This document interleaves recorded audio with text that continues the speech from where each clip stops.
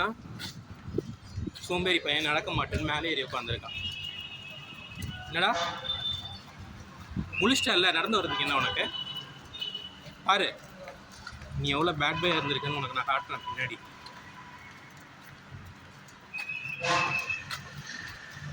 ம் பாரு, ஹலோ சொல்லு,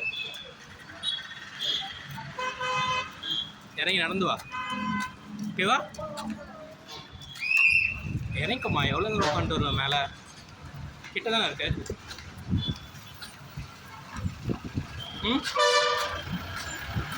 அவர் வந்து ஃபுல் டிஸ்டன்ஸ் உட்காந்துட்டு வந்துட்டேன். இறங்கி வா. சரியா? அம்மா உள்ளே போயிட்டாங்க கடைக்கு.